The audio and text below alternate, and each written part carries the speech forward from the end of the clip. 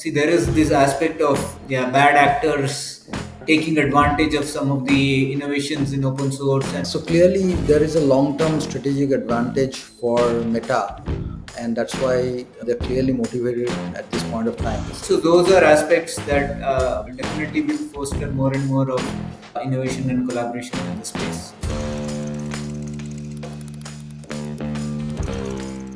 Hello and welcome to AI Connect episode 12. On this episode, we are going to talk about two very important and relevant topics with respect to AI. The first topic is related to open source driven generative AI and the development and innovation that is happening in that space. And the second topic is going to be focused on AI powered automation. Both are important topics, but let's first start with the first topic. Let me welcome first Shiva. Shiva, welcome to AI Connect episode 12. I'm Thanks, hoping Jaideep. that you are I'm hoping that you are all geared up for today's discussion. Yes, yes. All right. Okay. So let's dive in, Shiva. So, talking about the open source, specifically in the context of Meta launched LLaMA 3 in July 2024. And I think with passing months, we see that Meta is taking an aggressive stance in the open source driven by their LLM LLaMA.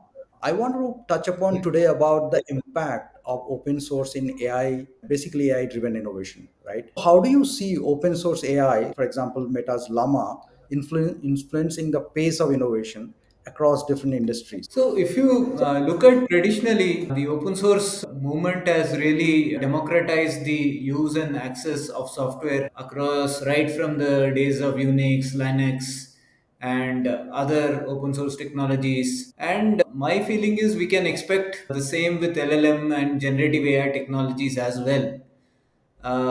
With generative AI allowing developers to inspect the inner workings of the model, like the model weight, is one of the key for future development of this technology, I would say, because you can look at innovative applications, innovative ways of utilizing infrastructure with all this open source coming in.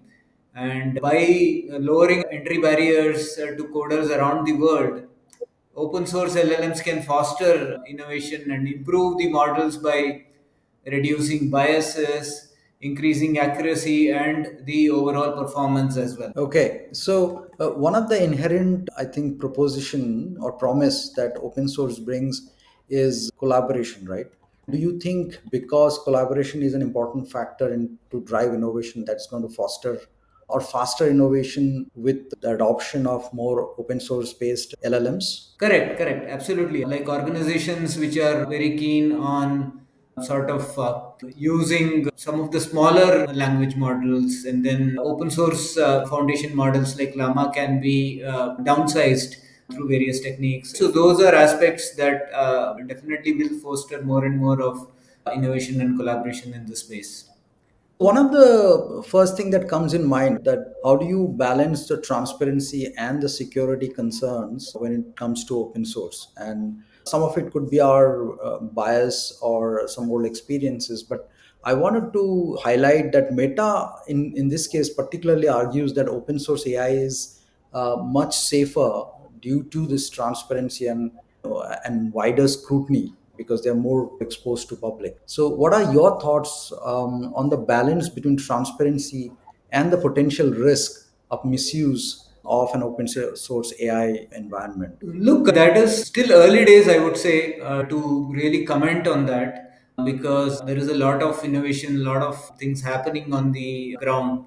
And see, there is this aspect of bad actors taking advantage of some of the innovations in open source and then utilizing them for nefarious purposes as well. So there is one chain of thought around that.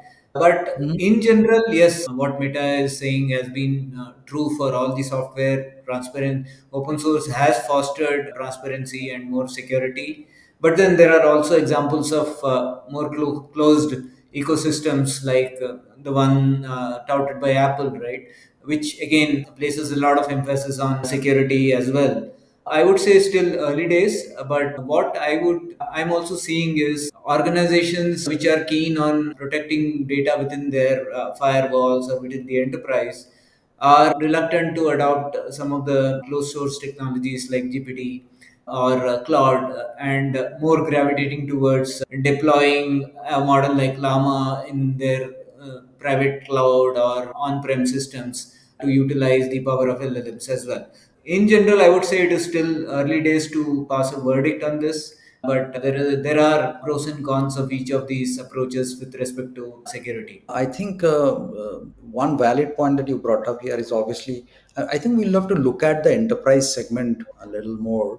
And it is still early days, right? As you mentioned. Hmm. The other two aspects, obviously, there is a promise of lower cost, and therefore there is an economic benefit that automatically comes with open source.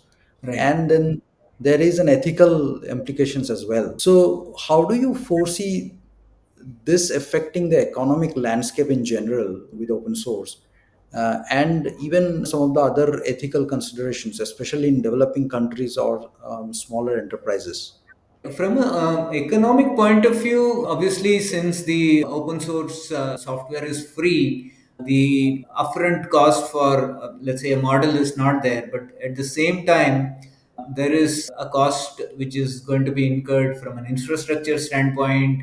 You will need developers or data scientists with little more sort of experience in utilizing some of these models to really develop a business application for you. So those costs do not go away whether you are using an open source or a closed source model. The costs have to be looked at holistically. And what we have seen is whenever the volumes are not very high, purely from an economic standpoint, it makes sense to you use a pay as you go model, which is probably closed source, rather than trying to deploy an open source model on your infrastructure and train it, etc. So it's going to be a scale issue from a cost perspective. And from an ethical point of view, see, all these models have been trained on data that is publicly available. And then there are aspects around copyright infringements, etc., that organizations are battling out. I guess the verdict is not out yet there from an ethics standpoint. Um, it's really very hard to distinguish from an ethical point of view whether you're open source or closed source, whichever is better, right? I think this debate will evolve and will take shape in various forms before it gets set. Got it. So clearly, right now, the promise is obviously the cost, and secondly, I think it is the wider access.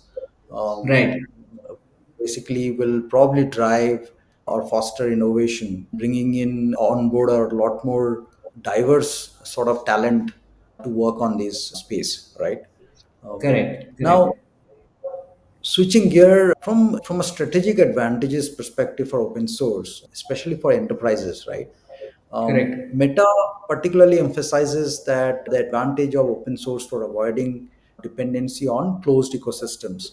How important do you think this is for enterprises in today's rapidly evolving tech environment? And what challenges might they face in adopting open source AI solutions from an enterprise standpoint? Definitely, enterprises which are looking to develop products for their customers for wider use have generally expressed interests in owning the entire stack of the solution, which includes some of these large language models. Definitely, enterprises will see it as a strategic advantage when they are leveraging an open source model than a closed source model. But at the same time, because this field is evolving rapidly, and of course, a company like Meta, coming from models coming from companies like Meta, are fairly trustworthy and then also can be relied upon from a product roadmap point of view in terms of further enhancements coming in. But then it is also important for enterprises to take a view of the evolving nature of this whole space and place the bets accordingly in terms of which vendor or which development partner to choose as well. So because that also, like for example, on the open source side, Llama from Meta and Mistral as the two leading models, However, on the same length, there are closed source models like OpenAI and Claude, which are again equally impressive from a performance point of view or more, and are also coming from enterprises which are fairly well trusted providers of software in the enterprise space, right? One has to, the CIO has to take a very balanced view of this from a strategic point of view, I would say. And I can also see where Meta is coming from, because the space is new.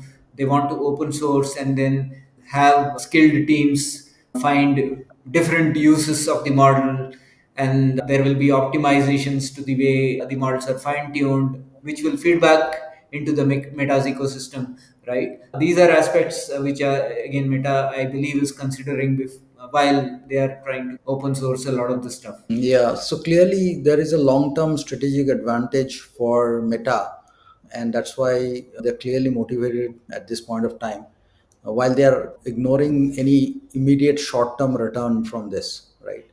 Correct. Is what Correct. Yeah, probably absolutely. is my take.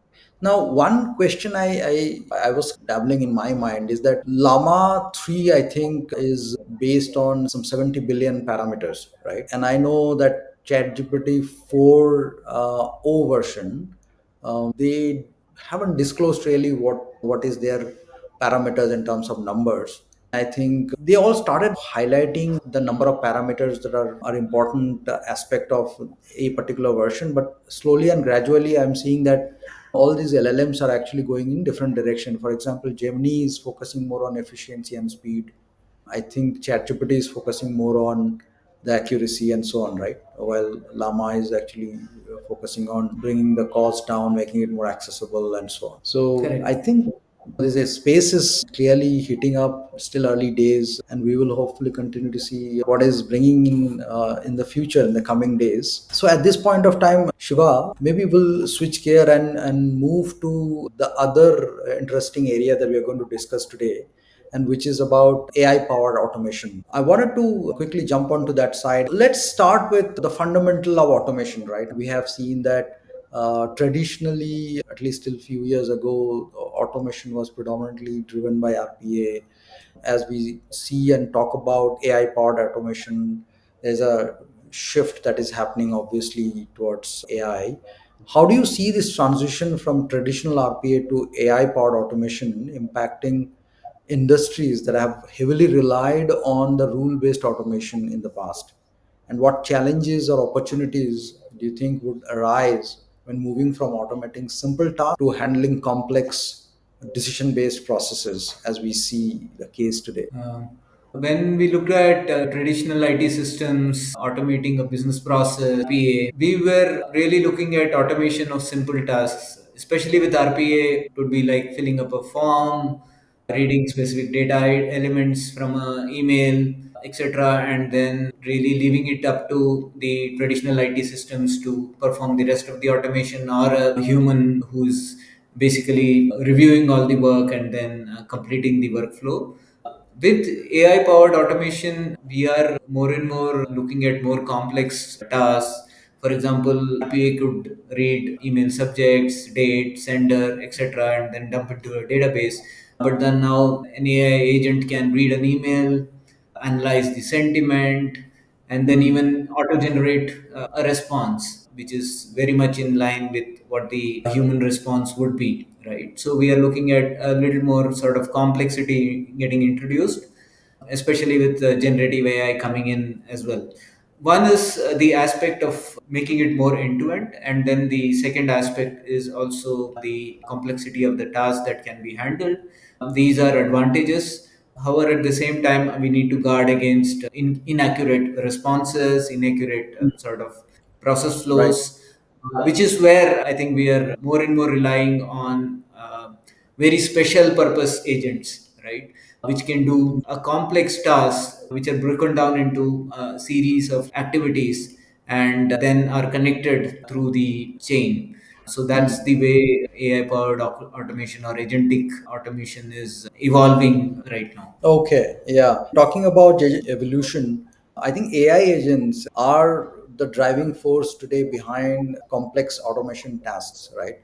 Can you Correct. share some insights on into how these AI agents are designed to make decisions autonomously? And what are the key considerations when balancing the autonomy of AI agents and need for human oversight in critical processes? Why agents we think, or AI agents would be better human interventions? Yeah, one aspect is AI agents can analyze large volumes of data.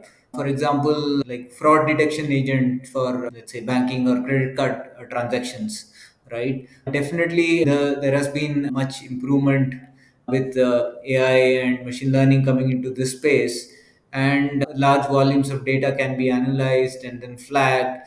And typically, how these agents work is we sort of configure or certain thresholds within which autonomous decisions can be made, and then rest of the decisions can be flagged to or pointed out to a human who can intervene and then actually take into account lot more sort of aspects, while the AI agent can provide the data for decision making. The decision making ultimately can reside with a human being who is trained in that particular area, right? So that's way it is evolving as and will continue to evolve as we go along. Yeah. So, can you maybe give a couple of examples of such agents, maybe our viewers can identify easily with, that maybe are already Yeah, in one, action one today? example could be an agent which is while you're paying a claim, right? The gaming agent will play along with you, learn and adapt to your behavior, and making the game world feel more immersive and responsive. So that's one example. And then there are agents in business processes, for example, and let's say invoice matching process where you need to three-way matching of an invoice, right? You need to match the invoice with the goods received and then the PO that has been issued. And a lot of the process currently is manual because somebody has to go and read the email which is from where the invoice is coming in, and then look at the PO system, and then look at what are the goods received, the inward register. All the process can be automated using an AI agent, and then the agent can determine whether the invoice needs to be partially paid or fully paid or needs to be put on hold, right? And then if the agent is not able to make decisions, then it can flag it off to a human invoice processor to look at it and then make that decision. So, in a way, it answers my question in terms of how do you ensure that these specialized AI agents communicate and coordinate effectively to deliver Correct. accurate. Right. Right. In terms of, I was speaking to other day someone and they said that, okay, we still do automation, but human in the loop. So it's human aided automation for a certain use case of language because of accuracy, specifically in the translation domain. While AI agents can handle complex tasks, as we discussed, there is mention of the importance of having human in the loop. In what scenarios do you believe human involvement is most critical in AI driven workflows? And how do you foresee the role of humans evolving as the AI automation becomes more sophisticated and pervasive? So I'll answer this with an example of an agent or an agentic flow that we recently created.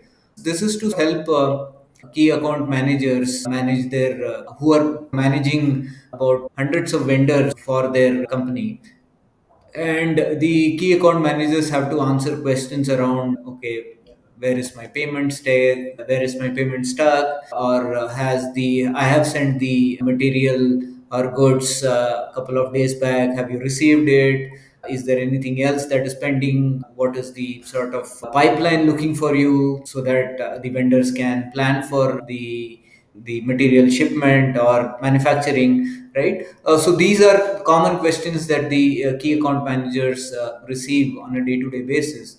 And then the way we try to solve is create multiple special purpose agents which talk to each other. For example, there is an agent which looks at goods received and matches against the invoice, and then there is another agent which looks at what was the total material that was intended, what was it, how much was received, and then whether the POs are in place. and then also look at another agent looks at the demand side, what has been entered as a forecast, and then fetches the demand for each of these vendors, and then creates for from a vendor perspective. So now some of these processes are entirely automated by the agent. Like for example, when is the expected date of payment, right? Because you just need matching of the invoice against the received and then the PO, and then you can actually tell the respond automatically saying this is when your payment would be paid out or the amount will be paid out. But then there are aspects around forecasting when the vendor is asking the question, how much do I need to plan for next month or next quarter? Then those are queries that will require a little bit of a human intervention. That's where the query gets routed through answer gets routed through the key account manager who is managing that set of vendors. That's the balance that we need to maintain, where there are still some complex, more ambiguous tasks which agents cannot perform automatically, and needs to be routed through human intervention. Yeah, I think said because in real life, the context can be very dynamic and the situations can be changing quite dramatically, and not very linear, right? Probably that's why the human loop will still be relevant, at least for now, looks like. Correct. Right. Great. I think we discussed two important topics today: the influence and the penetration of open source in AI innovation, AI led innovation. And I think the second point that we discussed today is basically AI powered automation. Both are very relevant and important topic as for today's time at least. And in terms of learning more about some of these topics, do visit our blog and also look out for some of the other videos in the AI Connect series. We continue to cover some of these areas and we look forward to your comments and suggestions. But for now, today, Shiva, thank you very much for your time. And we will again meet in another episode. Till then, bye from me. Thank you, Jaideep.